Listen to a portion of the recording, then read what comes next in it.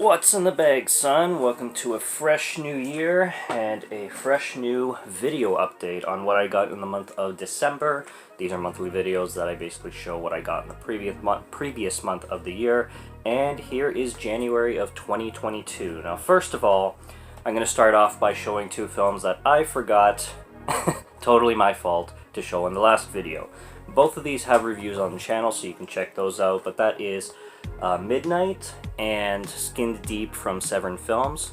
Like I said, I reviewed both. They're up on the channel, but these I received in November, but for some odd reason they slipped my mind and I didn't show them off back then.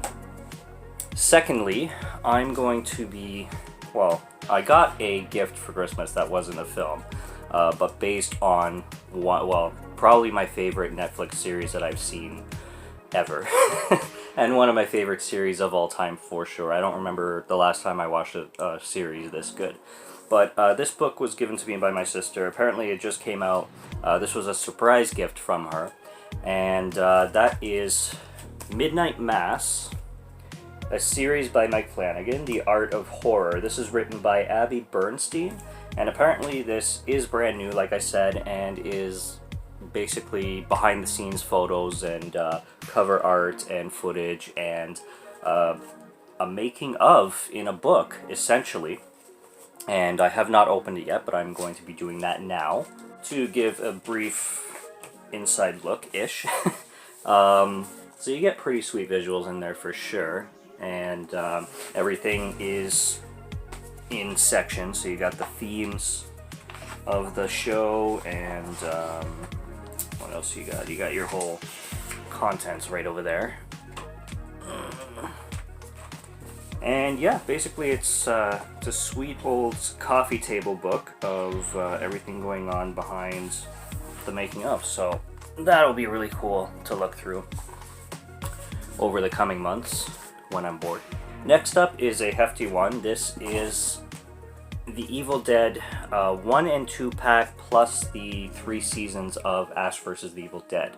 I wanted to get the first two films on 4K, so I went to look for them, and when I went to look for them, this popped up as a coming soon and was going to be released like a month after I went to look up the first two films on 4K. So they announced this, and they said this was coming out whenever it did, November 12th or something like that. And I'm like, oh shit, I might as well just wait for that. So I basically pre-ordered it immediately and waited for Christmas time and just got somebody I knew to get it for me. I'm like, you want to hold on to this and just wrap it up and then just give it back to me? That'd be great. So yeah, it was a present to myself. I have never seen The Evil Dead 2, believe it or not.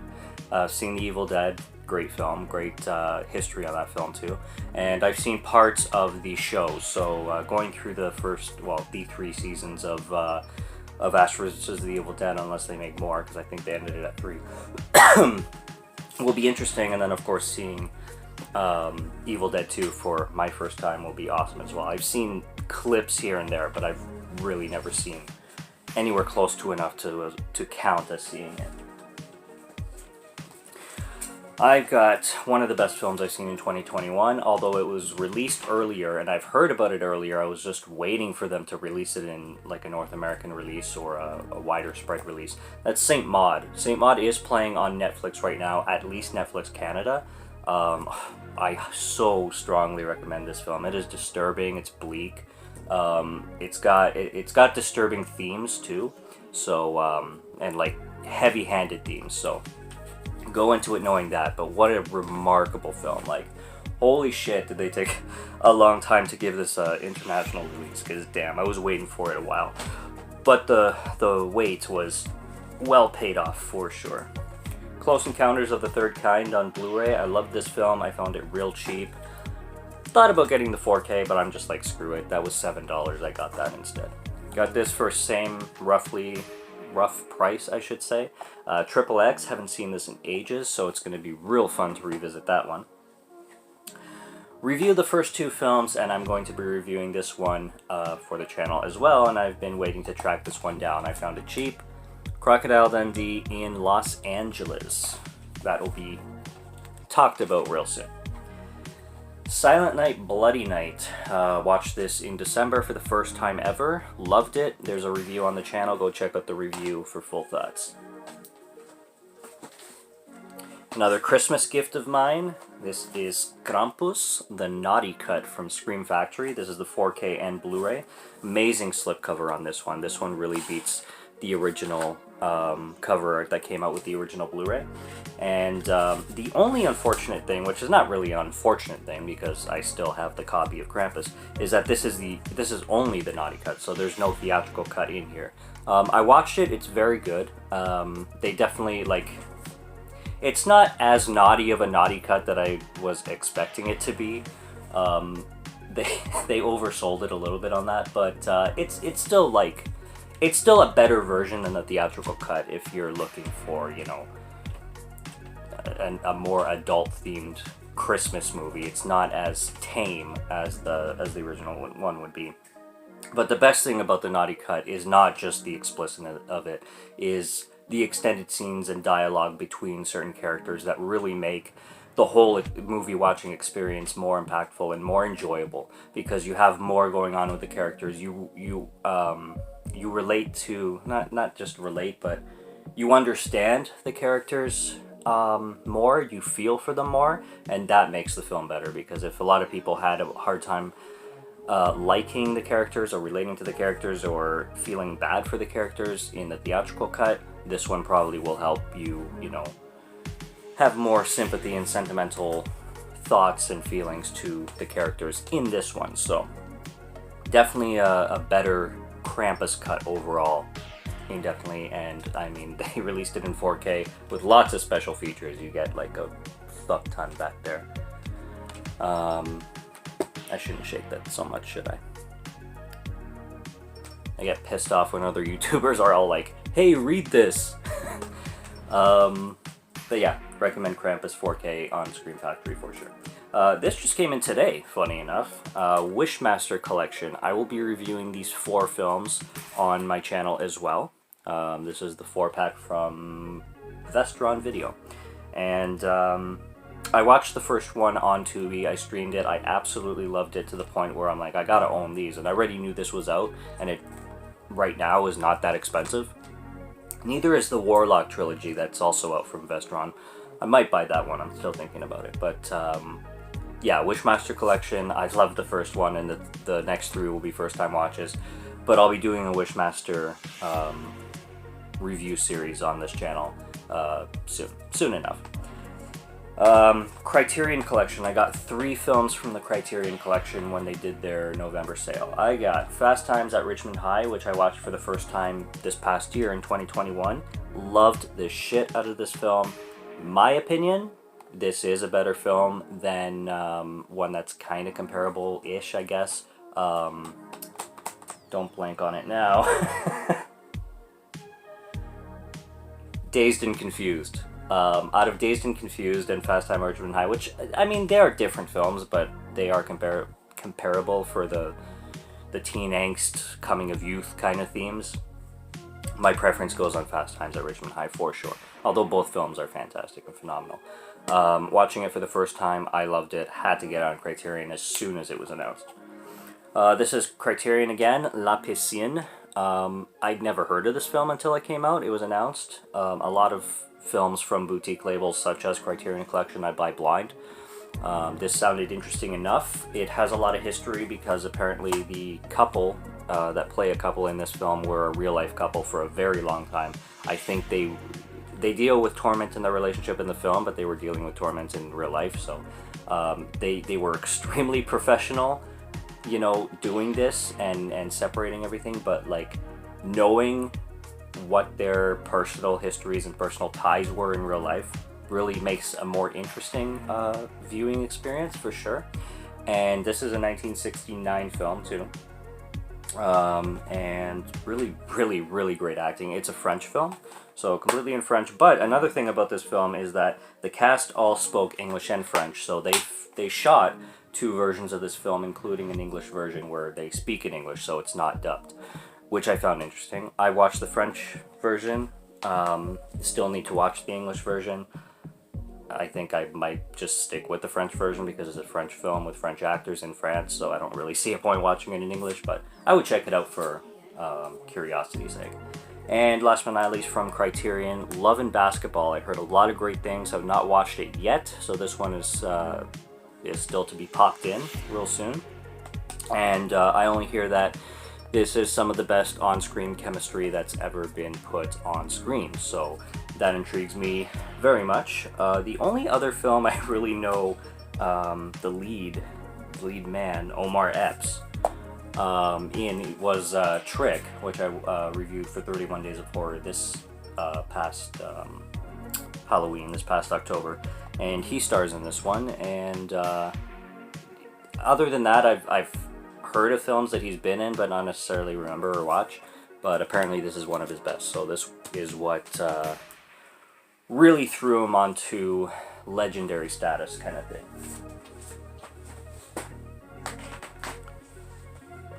Piscine on Blu-ray again, found it for dirt cheap. This is one that I would like having on 4K, but I would like to find a version with a slipcover because I'm a freak like that. I'm one of those, you know, those who don't buy movies without slipcovers. At least some movies. If I'm paying good money for them and if they're on 4K and prestige release and stuff like that, I'd rather have a slip. Otherwise, I'll just buy the Blu-ray for like $7, like I did this one. The Christmas movie Scrooged, which I'd never seen until I bought it blindly and watched it this year for the first time. I had a blast with this film. This is easily a Christmas classic. I will be watching this yearly, for sure. Great film, awesome time, and really, really glad, very glad I picked it up. So I highly recommend Scrooged. Really fun watch. Found this for cheap. I didn't like this nearly as much as the first. The first is one of my favorite action thrillers of all time. But I bought this because it's a sequel to the first. And it wasn't bad, like it's enjoyable. Sicario Day of the Soldado was just waiting to find it at a, I can't even speak, reasonable, decent price. And found it as so, and bought it.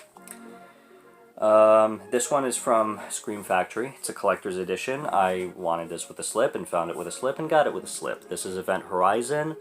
Hadn't seen it in a long time. I rewatched it very recently. The first time I watched this film, I didn't like it at all. Okay? And then I watched also a long time ago, soon after watching this one, a film called Pandorum, which a lot of people compared to this one, and I didn't like it at all. So, like, close to a decade or maybe over a decade later, I watched Pandorum again and I loved it. And then I said, well, I kind of have to rewatch Event Horizon again too, I guess, right? And then they announced it on Scream Factory and I'm like, well, this is a good opportunity to rewatch it, I guess. And I did, and although I liked it this much better, I still didn't love it to the extreme of a lot of people liking Event Horizon, especially more than Pandorum. For me, Pandorum wins between these two films. They're both similar in kind of themes, being horrors in space, but I think Pandorum does it much better, and the majority of people think this one does it much better, which is awesome. That's me giving my own opinion on both. Maybe this one will grow on me, who knows, but I'm not saying it's bad. It's enjoyable. Like, I will keep it. I'm not going to get rid of it or anything.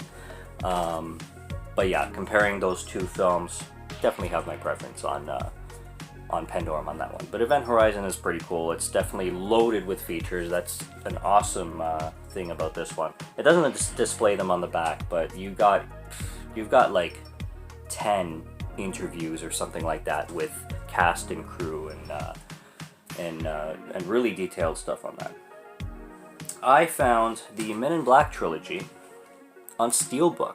Alright, Men in Black, Men in Black 2, and Men in Black 3 with this weird ass cover. But having the three of them is pretty sweet. I found these at The Beat Goes On in Southern Ontario, and had to get all three. Absolutely had to get all three. I've wanted to get the three on regular Blu-ray. I don't think they're out on 4K yet, but wanted to get the three and found that they were on Steelbook. I'm a sucker for Steelbooks, plain and simple. Won't deny it. Don't feel bad about it. And yeah, for the price that they were each, I think they were like $15 each. Really good stuff. Another one that I'm going to be, I really need to get on this review series, and trust me, it's starting soon. But this is Children of the Corn Genesis. This is the 8th.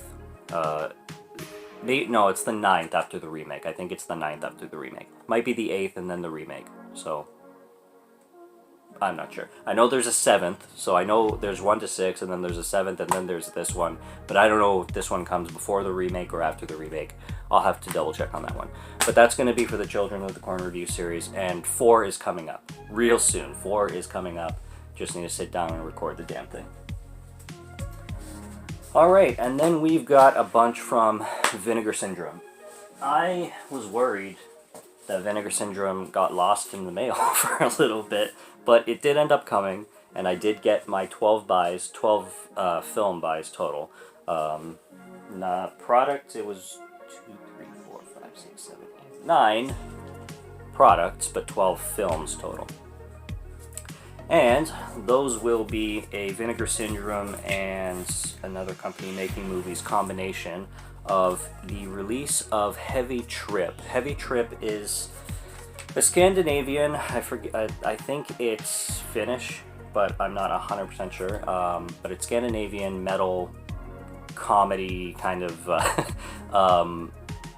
not meta, I would say, but it kind of plays similar to that. It's basically like, not parodying either, but following this Scandinavian metal band on, they're trying to get to some kind of concert, and, you know, crazy shit happens along the way. It's really, really funny if you like things like Fubar or, just things that play on, like, metal tropes, like, you know, if you like films like Deathgasm that really use metal as a theme for the film, although this one uses an actual metal band, where Deathgasm was just like fans of metal kind of thing. It's really, really funny. I mean, the band are freaking called Impaled Rectum, and everything is just so stereotypical. The genre that they quote themselves as is, here we go, symphonic, post-apocalyptic, reindeer grinding, Christ abusing, extreme war, pagan, I can't even read that word, metal. Fennoscandian. It's all written in the back. I can't even read their genre without reading it off a piece of paper or a slipcover. What a badass slipcover, okay? I mean, you don't even have to watch the movie. That's the thing about Vinegar Syndrome. They're freaking slipcovers that they release. I will not buy, well, never mind. I was gonna say I will not buy a Vinegar Syndrome release without a slipcover. I have though, so I can't say that. But that's the original artwork. That's the badass slipcover. I will rarely buy a Vinegar Syndrome title without a slipcover. Like, if the slipcovers are gone, sometimes I won't even buy the product. Sorry to say. I just like the slipcover so much. But like I said, there's one in here that I bought without a slipcover. I'll get to it. Jack Frost I bought without a slipcover.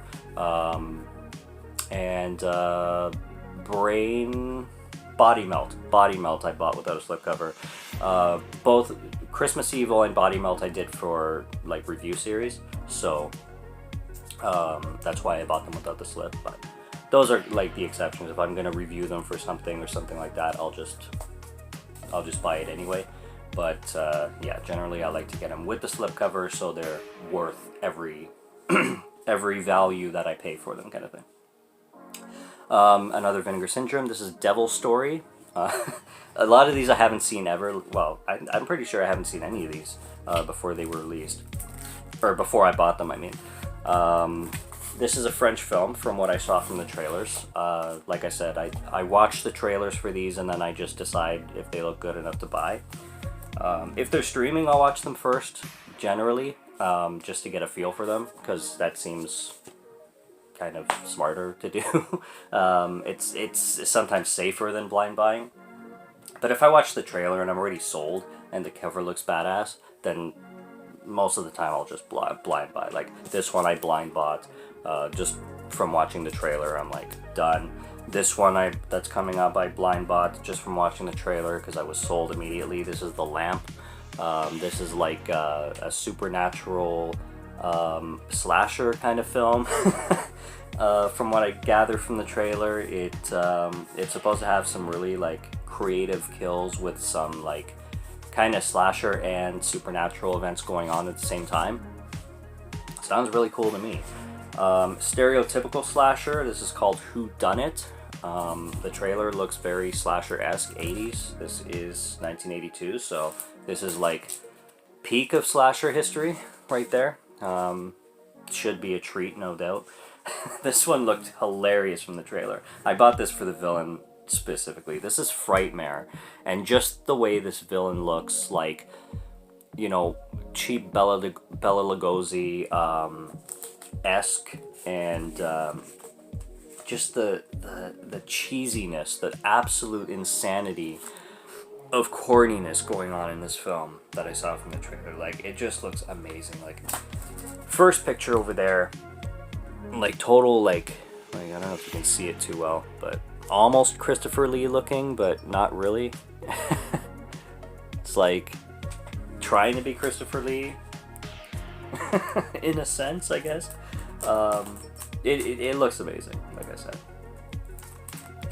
I can't really say too much about the films because I haven't seen them, but I can say that I am super excited to see them, and Vinegar Syndrome rarely disappoints. Even if the film sucks, it's still enjoyable because of like how badly good it is. Their shitty films are so bad they're good, and then their good films are just great. So, Alien from LA. This looks interesting. This looks like you know, I'm guessing it's an alien story of somebody disguised as a human, a hot human, and you had a lot of those tropes going on in like the 80s and 90s. This is a 1988 film, so we are still in 1980s territory on that one, and looking forward to that. So a couple box sets. We've got Scanner Cop. This was all on the Vinegar Syndrome sale, by the way, so all of these were 50% off. You can't really go wrong with that, and all of them still had their slips, and just a perfect time to buy, hands down. But these are the Scanner Cop films, which are number 4s and number 5 in the Scanner series. The one that started with Cronenberg with the original Scanners, the famous head explosion. And never seen these. Looking forward to them. The Scanners.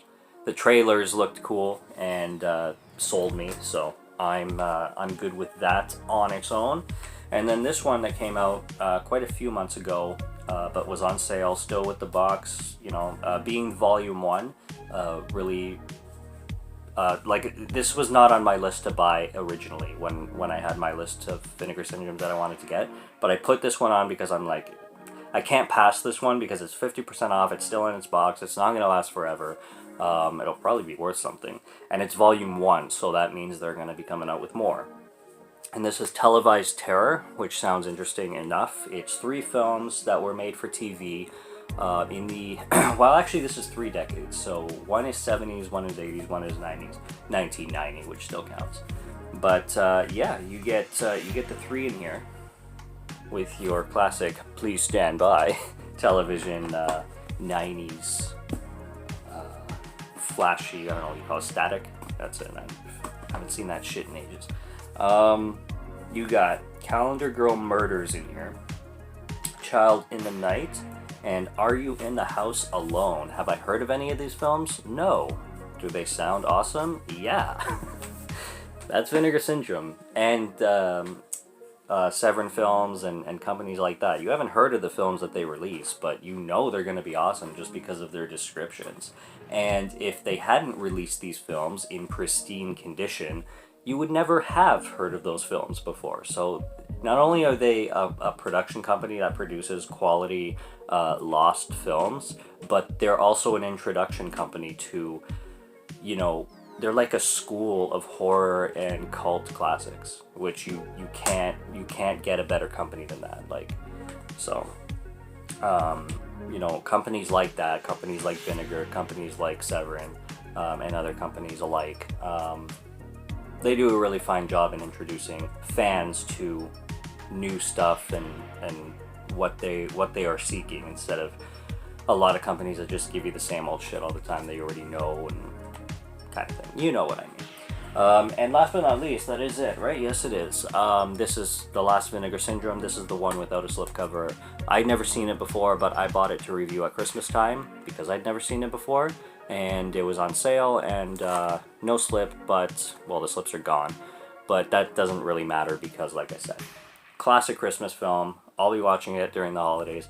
I didn't know this before buying it, but it is John Waters' favorite Christmas film, which is funny because John Waters is more into like wacky cinema. I didn't really take him as much of a horror fan per se, but apparently he loves this film like crazy, and it's not made in like John Waters territory. Like it's not like gross out. It's not like shocking. Like it doesn't have a lot of shock value. Yeah, you do have a killer Santa Claus who does some really shocking things, but not on John Waters level. So it's interesting to see him love this film, and he has a full-on commentary on this disc too, which I'm very excited to listen to because I really want to get an in-depth description from John Waters himself, describing what he thinks of this film. And if you have no idea who John Waters is, just go look up the film Pink Flamingos and read the description on Pink Flamingos, and you'll know who John Waters is. He directed Pink Flamingos. I've never seen Pink Flamingos. I don't know if I want to. I might. I've seen fucked up shit before, so but we'll see. Maybe I'll watch it, maybe I won't. I probably will if I find it. I just have to find it, you know what I mean? But yeah, that's what's in the bag, son, of January 2020. 2022. It's a brand new year of Morgan Film Fan, so let's start it right. Subscribe to Morgan Film Fan if you'd like to listen to my voice or you like my film reviews. There's plenty on the channel, so go check those out. And I will be back real soon with lots more review series, including the continuation of Children of the Corn, which I do promise is coming, and Wishmaster, doing that one as well as many others. So a lot of the films that I mentioned are already reviewed on the channel, and a lot are going to be reviewed on the channel, such as Crocodile Dundee, for example. So until those, stay tuned if you're interested, subscribe, and until next time, I will chat soon. Take care and cheers.